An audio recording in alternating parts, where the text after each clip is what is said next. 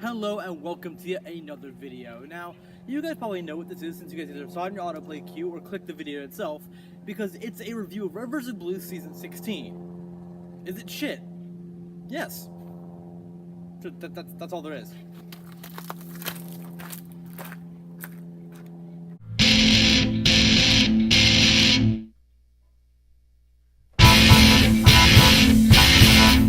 Ha! Gotcha! Still shit ton more video left to watch. Yay! Okay, so quick thing here. I'm actually going to start off by doing a list of good things that Season 16 has to offer. Not a lot of them, but there's still some. And then, of course, the very long list of bad things. Also, I'm moving around from place to place in this video, just due to the fact that, well, both my basement bedroom modern way film and my Let's Talk Cars set are a bit under construction right now. So, yeah. Anyway, let's get started.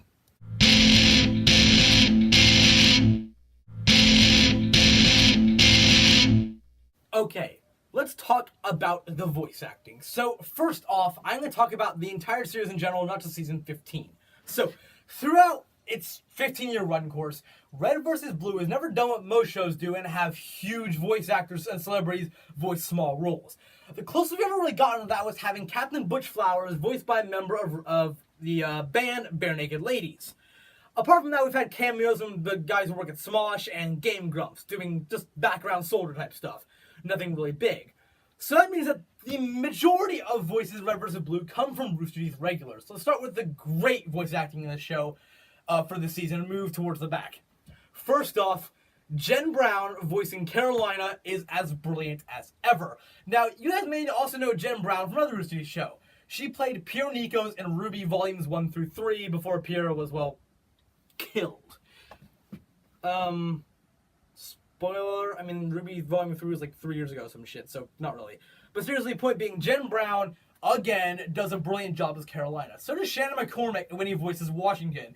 I've always loved Agent Washington, and this season, he stands out because all the other dialogue was so bad.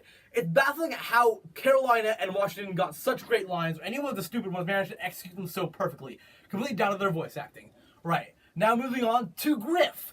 Everyone's favorite lazy red team soldier, the one who wears orange, the one voiced by Jeff Ramsey. Jeff Ramsey has always been my favorite voice actor who voices a character for the red team. His voice as Griff has always been sarcastic, funny, layabout, lazy, and if you guys don't know, you might know Jeff Ramsey from, well, Achievement Hunter. He's the head of Achievement Hunter. But yeah, really cool guy, just in great voice acting, especially with Griff.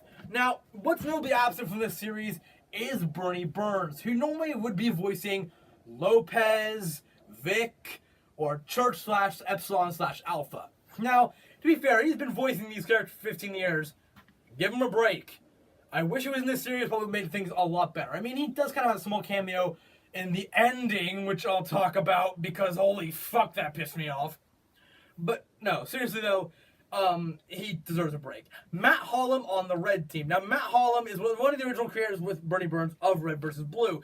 He voices the red team Sarge, whose position is Super Colonel Sarge as of Season 15, because, funny, it's a reference to Doc being promoted as super medical private, whatever medical private first class, whatever it was. Anyway, point being, Doc does brilliant as ever. Now, here we get to also, okay, Joel Heyman, another one of the original creators of Red vs. Blue, voices Caboose, who I'm pretty sure is almost always everyone's favorite Blue Team member because he's stupid, he's funny, he might be an ex-freelancer. Another theory might be coming up with a video with me about that. But, yeah, Caboose is always funny, and it's hard to ruin a character like Caboose. Now, however, my favorite Blue Team member is Lavernius Tucker, who is voiced by Jason Saldana, another one of the original creators of the show. I'm not saying his voice acting is bad. It's about, actually, it's not his best. His best thing was probably in the Chorus trilogy, especially Season 13. But his character, Tucker, who I have on my shirt right here, move this pickaxe out of the way. Shirt, my Tucker Wants You shirt. Love a shirt, great shirt. Was given terrible dialogue by the writers. Like really horrible dialogue. He did pretty well with, I'll say. And so, okay, we also get, I guess Doc's voice actor, I forget who it is, but Doc / O'Malley. I don't not like his character in the show at all. Same with Donut. Donut I've never been a huge fan of, and I think Donut's voice acting is pretty good though, pretty solid.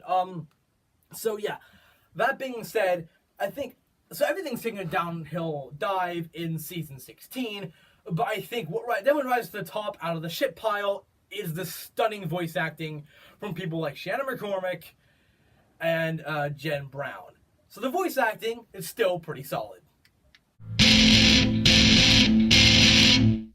So I'm back down here in the basement for probably only one little segment here because I have to go to the basement again because it's going to be under construction again. So point being, I'm going to talk about the animation. Now, this season's best animation comes in the last episode, in the fight between Donut and Doc / O'Malley. Now, Doc / O'Malley and Donut are probably my least favorite characters in Red vs. Blue, at least mainstay characters. However, this animation is really good for the series. So the series never had great animation. It's had actually animation akin to the Halo 5 game engine for a while, but nothing much more than that. Now, this scene where they used the time guns to like zap back and forth to the top of a plane, to a boxing arena, oh my god, the animation's brilliant there. I really feel it. It actually feels like good animation. And it kind of takes you away from the rest of the series saying, this could be good. But then you realize, oh no, wait, the rest of the the rest of the season is, well, shit. So, yeah. It's great animation in that scene. However, it only can remind you that there's a lot worse animation throughout the rest of the entire 16th season. So, go to the bat, I guess. Okay, let's talk about freelancer agents Carolina and Washington, who are voiced by Jen Brown and Shannon McCormick, respectively, as I already mentioned in the earlier part of this video. I talked about the voice acting. Now, apart from the amazing voice acting from the two, as always, we get a really touching story arc. So, in the end of season 15, Washington was shot in the neck. He was said to be recovering on Chorus, which is true. Although, actually, at the end of that, the messenger said that he had an important message to tell the Reds and Blues, which should have been this story for this season, but wasn't because we fucked the rules here. We put him on the ground and we fuck him. Anyway, oh my god, that's terrible. Sorry about that. Anyway, point being, he's a really touching story arc. So he has split personality disorder, and sometimes he can remember his memories, sometimes he can't. Sometimes he's super serious, and sometimes he isn't. Now, the thing about this is that, even as Carolina mentions in the show, Agent Washington was damaged, but always managed to bounce back. He's lost that ability due to the hypoxia. His brain was oxygen starved. Now, I think it was one of the triplets, actually, one of the triplets from season 14 of Project Phoenix who had their brain starved oxygen for 20 minutes. But they were not necessarily fine, but they weren't in this sort of state. They were just brain dead-ish. They're just kind of stupid, like Caboose level stupid. Anyway, point being, Washington, at the end, when Carolina finally actually has the nerve to tell him that he has split personality disorder, freaks out and gets very angry at her. Not only freaks out, but he gets pissed at her for not telling him, because she thought that he couldn't handle it. Now, then the Reds and Blues go back to try to save him with a time machine gun, which I'll get into in a little bit, because fuck that plot. But it just shows how much of a trustworthy connection those two have, Washington and Carolina. I think ever since losing New York, Carolina, I guess, kind of gravitated towards Washington as a good friend to have. And yes, their voice acting is great, and they received the best written dialogue and story arc in the entire series. Sorry, not series, season. Actually, no, you know what? This could actually very well be the best written storyline of the entire series. Anyway, point being, moving on. Okay, let's talk about Sister, aka Kakina Griff, aka Griff's sister. So, she was first introduced into Blood Gulch Chronicles back in Season 5. That was over 10 years ago, and apart from cameos at the end of Season 15 and Season 13, she's, okay, and I guess, brief story moment in the beginning of Season 15, she's not really been seen since, and has definitely not made a major impact on the story since then. Well, she's back, and apart from Washington, Carolina, has some of the weirdest but probably best development in this season for character. Like, her original character was just, I want to have sex with everything. Very close to Tucker's original character, which kind of, I guess, fed into this series as a Sister Tucker story arc, which pissed me off in some ways and kind of didn't in other ways. So she became more emotional. She still says that she wants to have sex with everything. I mean, hell, Her whole goal of teaming up with Tucker is to get the time gun to go back in time and have sex with historical figures. But the point about this is that's really interesting is that her character actually does receive, towards the end, some actual like progression in how she develops. She says that she's not good with her feelings, but she did have a certain feelings for Tucker. And then Tucker himself admits that he kind of fucked it all up.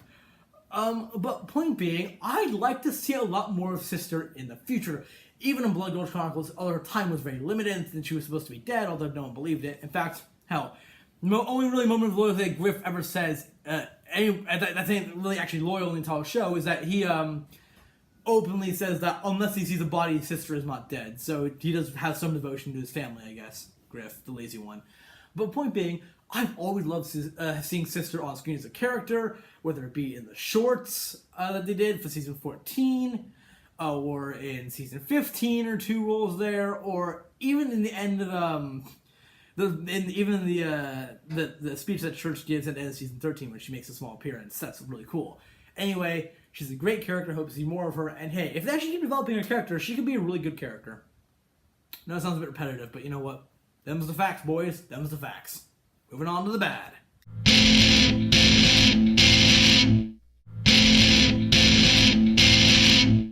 Let's talk about the writing. Oh my god, the writing. Anyone have some cyanide I could take, please? This writing. Oh god. It is... what can I compare it to? I'm trying to think of like a well-known film that compared. I can't think of anything. It's just bad. It's all over the place. So, I'm not going to talk about the plot here, but I'm going to cover that in a bit. But how is the show written? Now, Joe Nicolosi, who voices a character called Jax, who I have my own squabbles with, in certain ways, he's also the writer and director of season 15 and 16.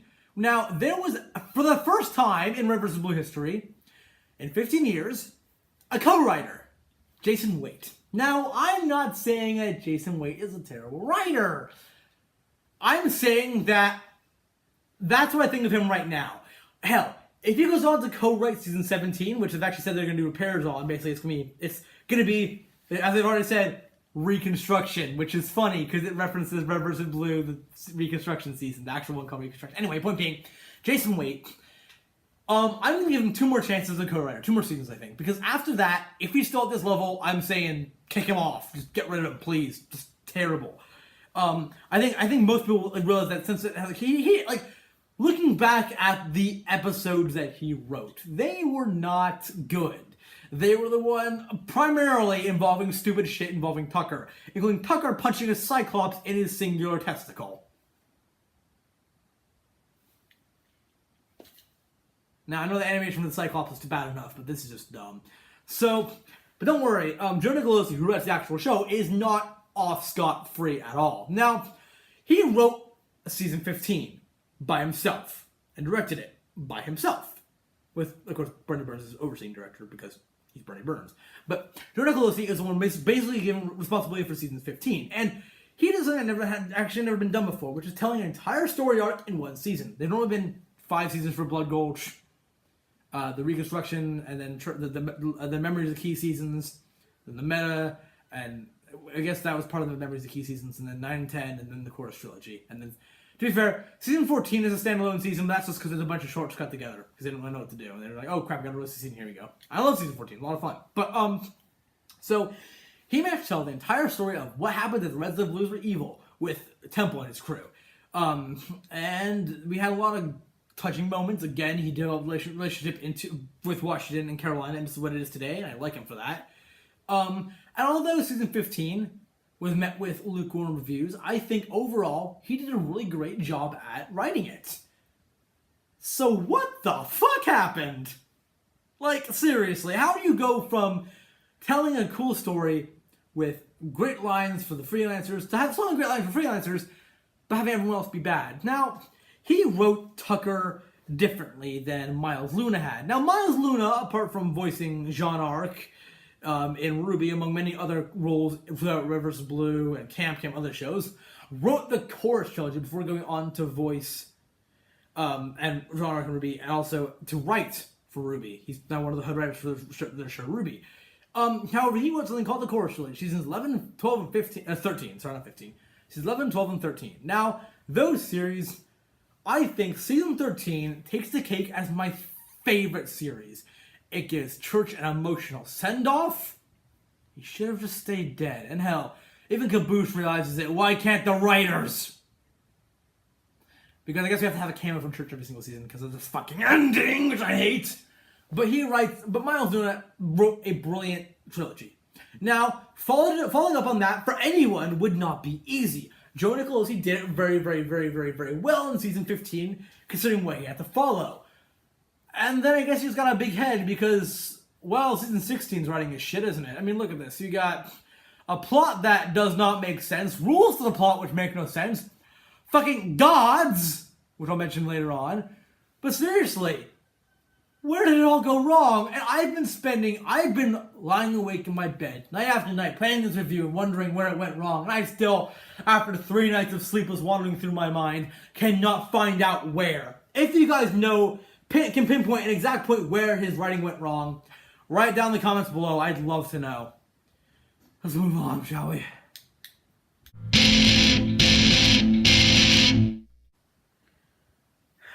The plot.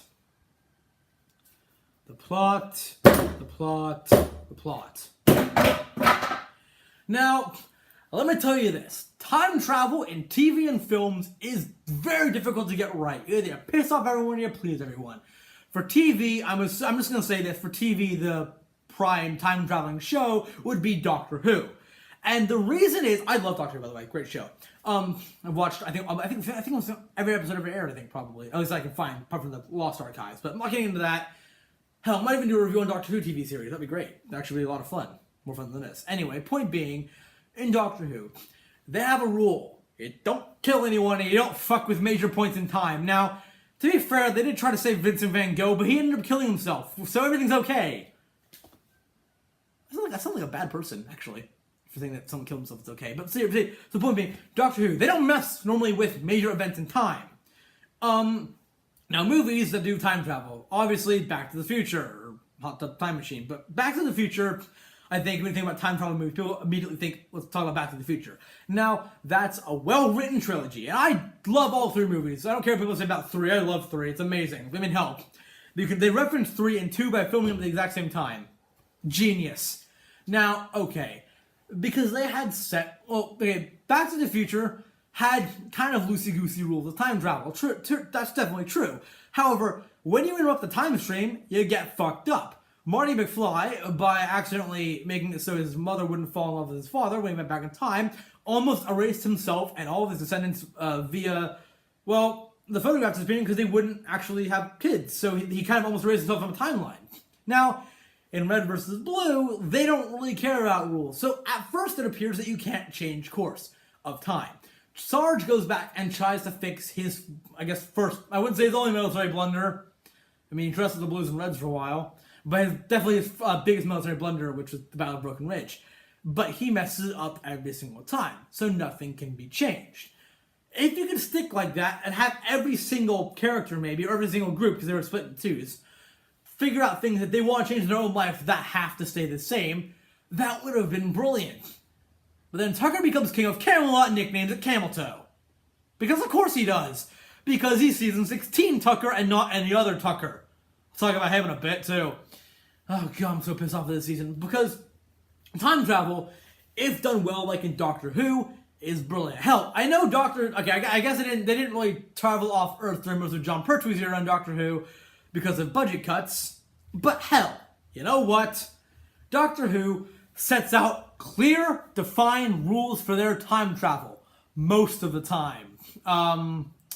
With a theory I've come up with about Day of the Doctor 50th anniversary notwithstanding. But Red vs. Blue, with their time travel, yes, okay, they've done time travel before, agreed. Now, we know that Church going back with Gamma has been retconned. That's not, as is Gamma setting up simulations for the Alpha. However, Wyoming, time traveling around in the Blood Gold Chronicles, is actually time travel, although he just repeats the same events over and over again with a loop. It is a time travel loop. And Tucker, via his sword, I don't think that's a plot point here. Fuck me, that sword is great, but damn, does it cause so many problems with continuity. is able to follow him. Which is why in Tucker Knows Best, he gets a sniper rifle for the first time, because hell yeah. Sorry, not the first time, but the first time it's really credited him. It's actually, hell, he actually hits some shots with it too. But points being, hell yeah, it's like a sniper rifle, and he knows what to do. He knows how to kill Wyoming. I mean, yeah, it doesn't stop Tex from taking off with Andy the Bomb and Junior, one of the Wyoming clones, and blowing up the ship. But you know what? Point being, they set rules for time travel. And they were very simple. Wyoming can loop himself back around in time using his time. And also, I guess the meta can stop time using his time distortion unit, but that doesn't really count. That's slowing down time, not time traveling. Although I guess we're all time traveling. Very, very fast increments when you think about it. Anyway, point being, Wyoming's time rules. He could time travel himself in loops to get things right. Other movies that do it well is Harry Potter, the third one with the time turn. That makes a lot of sense. They do that. They set clear rules, as in, don't see yourself and don't fuck with the past that you can't change that's already been changed by you in the future, which makes a lot of sense in the long run. Anyway, Wyoming can loop himself back around through time, and Tucker can follow with him because he has a magic sword. Kind of like the same reason that Caboose cannot be frozen with armor lock, because he has an old helmet. Well explained! Thank you, Richard Heath. That did so well back then. How do you fuck it up so badly now? I'll tell you how. You don't give them rules, and you make... Okay, a sex quest with Tucker and Sister was funny to me at first. I'll say that much. I mean, hell. There's even a joke about Sister having sex with Abraham Lincoln when he got assassinated. Funny. But, come on. There is only one funny gag via the Tucker and Sister arc that led to anything interesting. That's when Griff finds them and sends them a message via a messenger. This is, I think, it was a Caboose's episode, I think it was called. Caboose's Travels, whatever it was. Also, Caboose is altering history and appearing on the pyramids, but whatever, fuck that, we don't care. The messenger tells Tucker some interesting things and names him things such as saying he cannot maintain erections. And then Griff is dubbed Wangxiety, which will probably making the term Wangxiety will probably making a reference to the Dodge Challenger or Charger in my upcoming, hopefully, crossover special with my friend Eric on Let's Talk Cars. But yes, so Griff uses the messenger to insult King Tucker. Sounds like a sex term, King Tucker. Anyway, oh god damn it, Tucker made me think about sex. But anyway, he uses time travel to insult King Tucker using a messenger, which is funny. Apart from that, time travel, it's done the worst I think I've ever seen in a show. And that includes The Simpsons and Family Guy. Anyway, let's move on. Get off the stupid plot for now. Actually, no, hold on. I forgot to mention paradoxes. They can't mess with their own timeline, but they try to do it anyway, and they cause a paradox, which leads to that fucking ending! But yes, so I want Rooster Teeth on their website to release an official guide as to how the fuck those time machine guns they have actually work, and what can change and what can't. Please. I'm not doing an emotional voice just because I ran out of air when speaking. Seriously though, it's just confusing as fuck. Come on. Seriously, why? So, let's talk about the, I guess, antagonists of the show. Oh my god. The gods are the stupidest things ever. They're all villains. Well, no. Well, yes, well, no. Basically, they want to parley with the Red Blues about the time machine guns to help them defeat an almighty god. Turns out these gods are just AIs, which you think make it okay, right? No. Now, if they were just mortals who were super powerful and thought they were gods but could still be killed, I'd be fine with that. But making them AIs who are all powerful and can't die makes them the same as gods, just robot gods. Also, seeing those little AI floating balls makes me miss Epsilon, and I'm sad, because Epsilon would have fucking wrecked them with his laser eye. Oh, God. Okay, so, yeah, the gods here, the gods, as they're called, there's the, four-armed goddess of death, who actually has pretty cool animation. I like her a lot. She's actually not that bad. Who wants to constantly get fucked or smited by her husband, the main god, who's just... Okay, the gods, they look cool, and the set's pretty cool, because it's actually not a CGI set. It's actually filmed in a Halo 5 set, like in an actual Halo 5 game. And hell, they even give them all swords for a little while. But apart from that, they're so stupid and bland. Apart from one of the gods, I'll talk about in a little bit, who is the worst villain ever. Anyway, point being, the gods are pointless, don't serve any purpose, and the fact that they're villains is dumb because red versus blue villains, when you get to the best villain, who in my opinion is Felix, and I guess Locust for a while was a villain, but he's redeeming himself now. It makes me wonder what that transmission you're trying to send to Griff was, because so many better plots than this one. So many. But point being, yeah. All the villains have always had faces. You always know who they are. The director was, even when we didn't really know much about the director, we knew he was responsible for torturing Church, aka the Alpha AI, and Carolina wanted to kill him, even though we didn't know he was Carolina's father yet. I'm assuming Carolina knew because, come on, he's her dad. But point being, whether it was Wyoming, hell, even Doc / O'Malley, who makes a minor villain in this one, because fuck, of course he does. Fuck writing, right? Fuck good writing, am I right? Yeah. Anyway, but apart from because they've got Doc. Let's count off the villains here. Main villains, anyway. So Doc, I'm not gonna talk about the demo man as a villain, but here we go. So we got Doc. Maybe not necessarily, but Doc, Wyoming. Sorry, Doc / O'Malley, Wyoming, South Carolina and the meta. The director, Sharkface, the counselor, Locust, Felix, Temple, the Blues and Reds, not the Reds and Blues, but the Blues and Reds from season 15, apart from maybe Loco. And actually, no, Biff was not, because Biff got killed before this whole revolution thing even started. And then, of course, the gods and the god. And one of the gods, his name is Gankins, not Jenkins, Gankins, because Jacob J. Jenkins is a reference to other things in the show, kind of like Andrew Smith. So yes, all those other villains, we've had faces for. We knew who they were, we knew about them. There are no real backstories to these gods whatsoever. And the main god, who appears to be a time machine with a silky smooth voice, which is actually really not bad, is just stupid. It's a big machine, it's a bunch of fucking gears, alright? Also, the fact that they apparently influenced season 15, which was viewed and still is viewed as a standalone season, is outrageously annoying to me. Anyway, I've talked about this as much as I can. Let's move on. I said let's move on, but, you know, I had to look at my next topic to cover is, and it's the main villain. Well, main villain.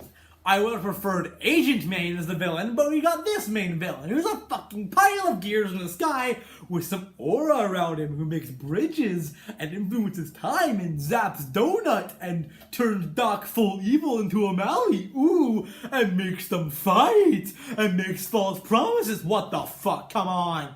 Yeah, I've criticized other villains who've been poorly written, like Harry Potter's Voldemort. That's not a very convincing villain.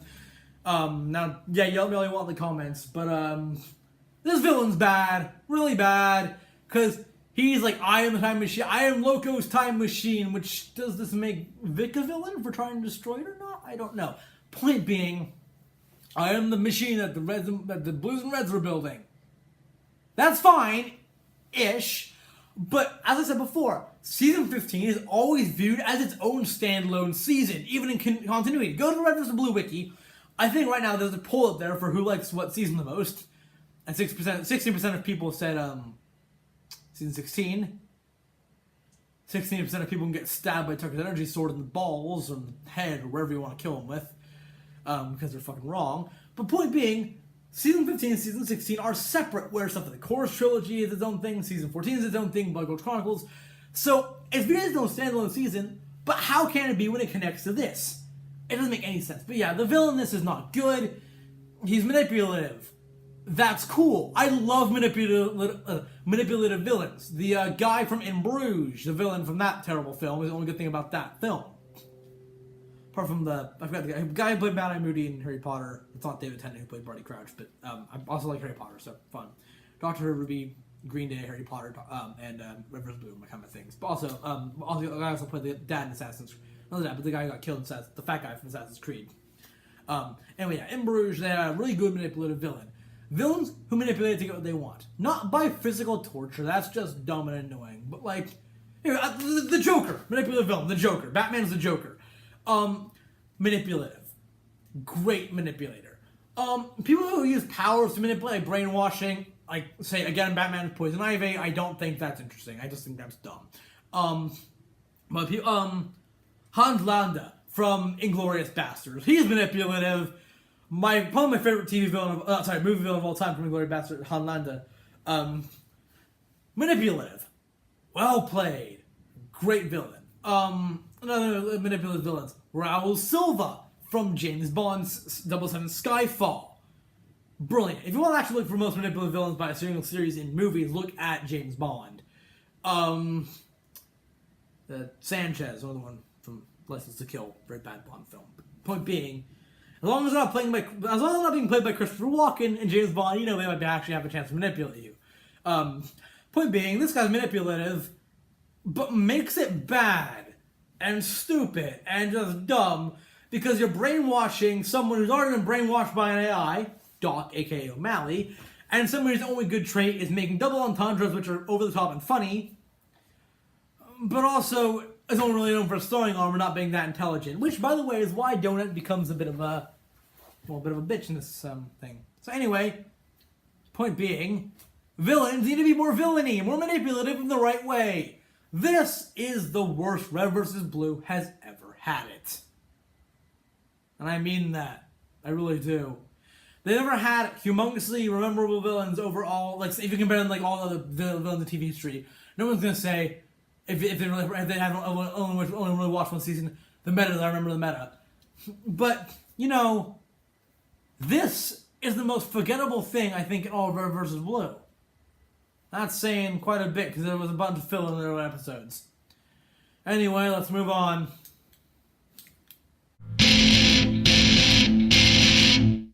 Let's talk about Jax Jones! Oh, hell yes. I loved Jax Jones in season 15. He was the quirky, cameraman for Dylan Andrews with big ambitions to become a film director. He tried to make all of her shots in her news reports, recording reports, a lot more filmy. Is that a word? If not, it is now. By making shaky cam stuff. And then he made one joke, which I swear to God led to his entire personality in this season. He mentioned Kubrick's style of dedication to Dylan Andrews after she shot him in the leg. Now, that whole joke about Kubrick being a hard director to work with because he was very forceful on his actors became his entire personality in season 16. Why? I think you took probably. Also, this is guy's big voice by Jeremy Pelosi, the guy who directed and wrote the stuff. So, but seriously though, he gets killed off in just like, oh, boop, you're dead. That's it. Boop, boop, you're gone. And then literally the god responds, I think he was one of their friends. Oh God. I want to see him come back as his old self. I liked Jax Jones in season 15. I don't know if it's controversial opinion or not really, but I really did love Jax Jones. We don't know what his real name is, that was his stage name, but he's funny. Also, since the paradox, we set everything due to the ending. We don't know if he's dead or not. That's why on the wiki page, all this Rivers of Blue, all the characters I think that are alive in the show say unconfirmed now because of the paradox ending. But Jax Jones was a waste of potential in this series. Okay, to be fair, sure. So I liked the scene where he tried to explain how time travel rules work using different TV and movie trope theories, because that's what he is. He's a director, and he tries to always relate things back to movies that he knows, which was funny in season 15 and even in season 16. I love that scene. Why couldn't we have gotten more of that, please? Anyway, point being, Jax Jones, season 16, is a fucking idiot, and I don't like him. His character is too shouty, too annoying, and too heavy on the on the Kubrickness. Jax Jones season 15 was a great addition to the cast, and I really, really liked him. He was naive and stupid, but he was funny. Naive and stupid he is still? Yes. Is he funny? Fuck no. Do I hope he stays dead? No, I want him to come back as his old version if they ever reboot, because they're gonna do season 17, and hopefully they're gonna find some way to fix the ending of season 16. But, I hope he comes back as his normal self. But do I hope this personality of him stays dead? Absolutely. Let's move on. I fixed the lighting just in time to talk about comedy where it does not belong. Now, throughout its entire run of over 15 years now, Red vs. Blue has never been really what you'd call a subtle vehicle for comedy. Their jokes are always in your face, whether it be Tucker's Bow Chicka Bow Wow, or Griff's laziness, or just Caboose being a joke just by existing. But we all love those jokes. Griff's laziness is funny, Caboose is an amazingly well-written character for a character who's supposed to be stupid, and no matter when he says a comedy line, it's funny. And he is the only character that has that ability in this season. Everyone else is just totally inappropriate off the charts. Oh my god. I don't mind inappropriate jokes, but stuff like Tucker renaming his kingdom to Camel Toe? No thanks. Bad. Please stop there. Too much. Now, as I said before, the scene where Griff sends a messenger to insult King Tucker with stuff like Jack of all offs, it's really funny to me. I think it's one of the jokes in the series that actually works very well. But stuff like after Washington's emotional breakdown from all Reds and Blues and Sister, which is an important part of that scene, hold on a second. Washington breaks down emotionally after being told that he has split personality disorder finally by Carolina. Then Sister says, y'all need therapy. Why? I mean, it would be in character for her to say that if they'd not just given her a shit ton of character development the previous episode. And in that episode, I just don't understand it. So, yeah. Red vs. Blue. It's not sad most of the time. However, I will admit this. I have actually shed tears over Red vs. Blue speeches before. So, speeches like Church/Epsilon/Alphas when he finally gives himself up to run Tucker's suit at the end of Season 13 for a battle sadly never could see, even though we could hear about it in Season 15. Church's final speech. Hell, I used that when we went to memorize and recite any drama speech for drama class. I used Church's final speech, right? It was amazing. Hell, even Vic's final speech was actually quite emotional. Not to mention the speech not really even a speech, but just the 1 minute little bit of dialogue that Caboose gives when refusing to pull Church back to the portal at the end of Season 15. That was actually emotional because Caboose has never been able to really be without Church. Even in his little Season 14 episode, Caboose is guided to making friends, which is outside of the season's chronological order, but it doesn't actually make sense. Anyway, the point being, he's always been able to respect that he needs Church, who he wants. They like look at the song. I think it's on the Revelation Reconstruction soundtrack. I think it is. I think it's called like I'm Your Best Friend or something like that. It's about him singing about how he's Church's best friend. Now, that is a dramatic moment, even if it's funny. Even if it's coming from a character who's as stupid as Caboose, who most of the time Church has nothing to do with him. Although Church apparently taught him how babies are made via a book that apparently Church just carries around with him for no reason. Point being, when such a dramatic and actually kind of heartfelt line come out of a character like Caboose, it shows that the series can have dramatic depth. Now, agreed, right around when Chester says y'all need therapy, Caboose also says, well, my head's fuzzy, but I feel fine. And I do, it's something like my head's fuzzy, my head always feels fuzzy, I do good. But it's mumbled out of quietness, like he knows he probably shouldn't be saying it. Like he knows it shouldn't be there, and that's why it's okay to say and kind of funny. Not kind of funny on the channel. Rishi's own kind of funny, but also owns. But it's a very funny little scene there. And it's one of those two jokes in that situation or scenario. I kind of combined two words, messed it up. But the only other thing that Caboose's little head feels fuzzy mumble joke, or Sister shouting basically, y'all need therapy. Which of those works better in a sad situation if you have to have a joke? The rest of the series is basically the equivalent of a loud fart at your grandmother's funeral. It isn't funny, it smells like shit, and no one likes it. Let's move on, shall we? Let's talk about Tucker. Everybody here knows about Tucker. Lavernius Tucker. My probably favorite Red vs. Blue character of the main Reds and Blues. Now, in the Blood Gulch Chronicles, in the very beginning, he was only there for Bow Chicka Bow Wow, his sex jokes, his funniness. Also because he had a plot-related sword. Oh, okay, and because he wanted to hold a sniper rifle. He was basically a walking reference box and joke box. That kind of role kind of got transferred over to Caboose later on. Even more so, when they got better mics and his voice actually became what we know it as today. But since then, once Church actually did die, so Church has been not in a physical body many times. He ran Tucker's suit and killed himself to save Tucker and the rest of the group in the end of season 13. This is Church, the Alpha Epsilon. Before that, Church, who was a ghost, aka actually an AI unit, was running suits like Carolina's and Tucker's. Now, with that being said, Tucker took over responsibility for commanding the blue team, only consisting of himself, Church, and 2 freelancers at that point, once it was clear that Church was not coming back. He was the blue team's leader. Not to mention that, but his promotion on Chorus showed him taking major risks to help save an army and a rebellion from actually fighting each other, and hell, he put himself within a sword's range of Locust, just to record Locust's evil plan and broadcast the entire unit on via his helmet cam to broadcast it to the entirety, of course, and get them to realize we shouldn't be fighting each other, we should be fighting the mercenaries. He's a brave soldier and a great leader. Sure, he's still a hot-headed joker, even in season 15 when he got a little bit of a personality downgrade and development downgrade. When they got the message from the Blues and Reds pretending to be Church, he was the first one to say, all right, we need to jump into action, let's move. He's a hothead who wouldn't listen to anyone else, but he was motivated. Here's us back to original Tucker, and I get it, they're going back in time.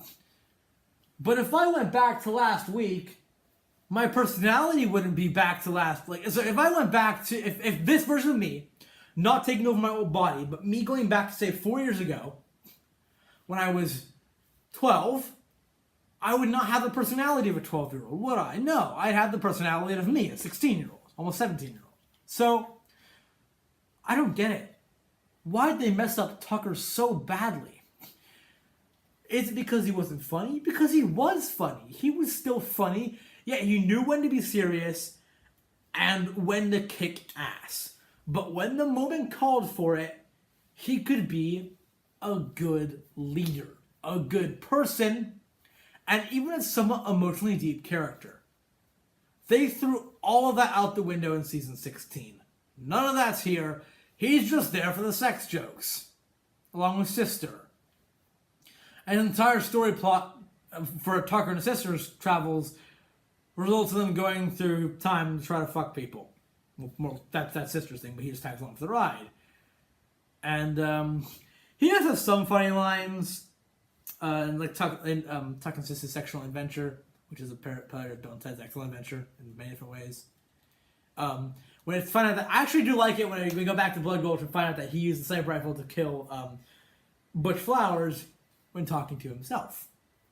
If that makes any sense. Because in Blood Gulch, I think when Butch Flowers was talking to Tucker and then got shot in the head, we always assumed that was from the battle that was going on. But, nope, it was Tucker.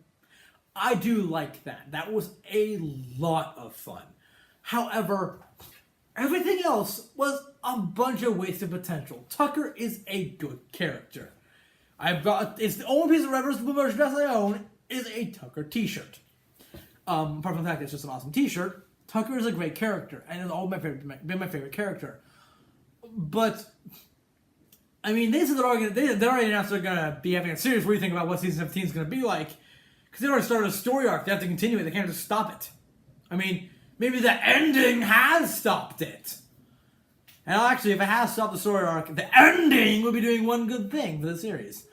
Apart from that, though, you ruined the Vernius Tucker series. You ruined Lavernius Tucker, and that is something I am not okay with.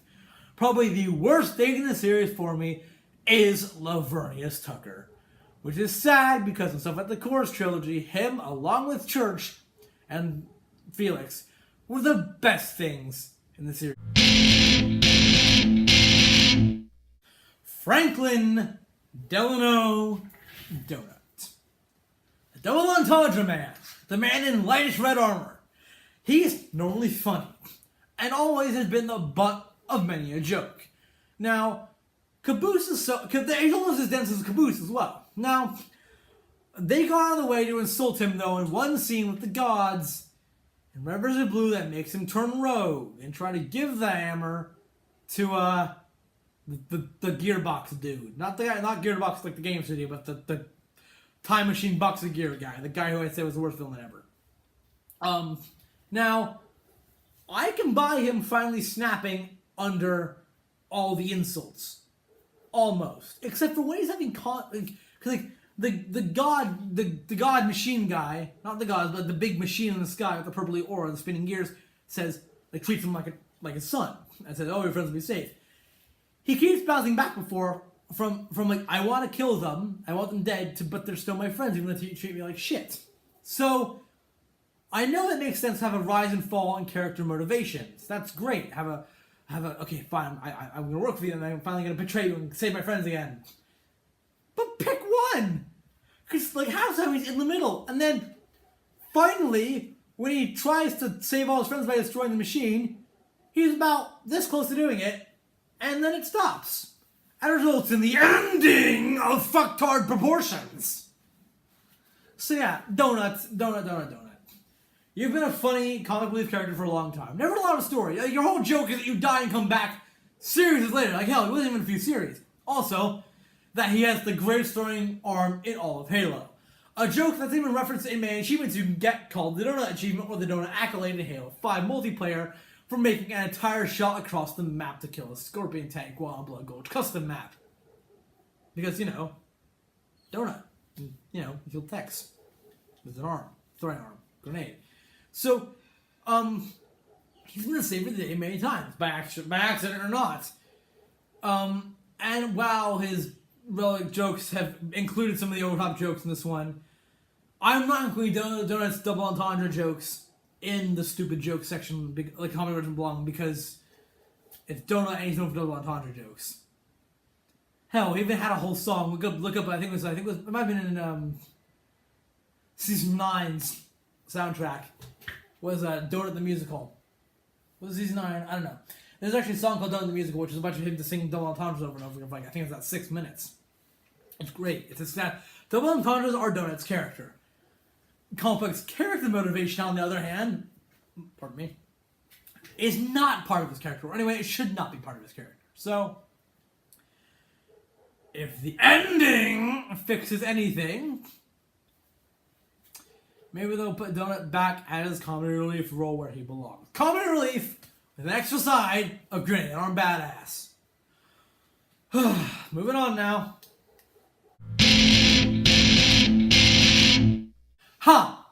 Dicks are funny. Yeah, Dick's jokes are quite funny when used properly. So, a while ago, on our RT podcast, the Rooster podcast, obviously, Bernie Burns talked about how some people were saying that Red vs. Blue is just a bunch of dick jokes. Now, back in Blood Gulch Chronicles, way back in seasons 1 through 5, that's probably true. It was just a bunch of people messing around, having fun on Halo, and filming a series about it. And although it's still kind of that right now, they've moved on. Now, apart from Tucker, who makes an occasional dick joke, except for 16, where that's basically all he does, and Donut, whose double entendres are kind of his thing, and Sister, who's a character motivated by mostly sex, the series have kind of moved on from dick jokes. They've had more dramatic story arcs with stuff like the core story arc, Francis story arc, all that type of stuff, even season 15. However, there are a few dick jokes that'll pop up from time to time, most like when they're playing battle strategies. The formation will end up looking like a penis. It's funny because they don't comment on it at all, except maybe someone like Griff will go, and then be cut off before they can say anything else. That's funny, because they're jokes for the audience, not jokes for the soldiers.